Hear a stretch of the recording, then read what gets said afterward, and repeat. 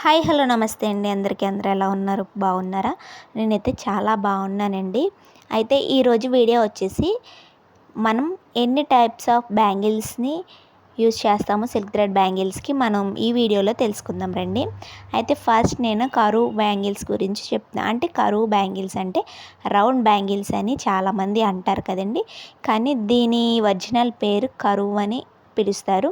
అయితే ఇప్పుడు present round అని పిలుస్తున్నారు. అయితే ఈ రౌండ్ బ్యాంగిల్స్లో 1 cut and 2 cut 4 cut 6 cut అనేవి ఉంటాయి. ఇప్పుడు నేను చూపించేది 1 కట్ అండి.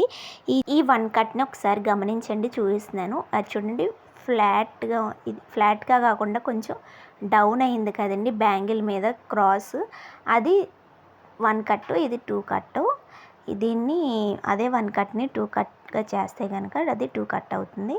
అది ఇంకొక భాగంలో కూడా చూపిస్తారండి, అది 4 కట్టు. ఈ విధంగా 4 కట్స్లో ఉంటుందండి. ఇంకొకటి 6 కట్లో కూడా అవైలబుల్గా ఉంటుంది. ఇవి సైడ్ బ్యాంగిల్స్కి యూజ్ చేస్తారు కదండి, ఆ విధంగా బాగా యూజ్ అవుతాయి.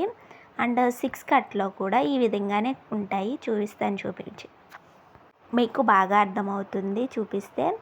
అదిగోండి, జూమ్ చేసి చూపిస్తున్నాను చూడండి. ఇవి 6 కట్ అండి. 6 బ్యాంగిల్స్ వస్తాయి. అంటే 1 కట్ని 2 కట్స్ కింద డివైడ్ చేస్తారు. అదే 2 కట్స్ని 4 కట్ కింద, అదే 4 కట్ని 6 కట్ కింద. అర్థమైంది కదండి? ఒక్కసారి చూపిస్తాను చూసేయండి.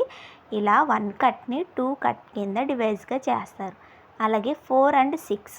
ఓకేనండి, అర్థమైందండి. ఈ సిల్క్ థ్రెడ్ బ్యాంగిల్స్లో ఇవి రౌండ్ బ్యాంగిల్స్ అని పిలుస్తారు. ఈ వీటి మీదే చాలా డిజైన్స్ అనేవి చాలా బ్యూటిఫుల్గా ఉంటాయండి.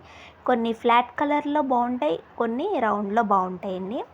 ఈ వీడియో మీకు ఎలా అనిపించిందో కామెంట్ బాక్స్లో చెప్పండి. Thank you for watching.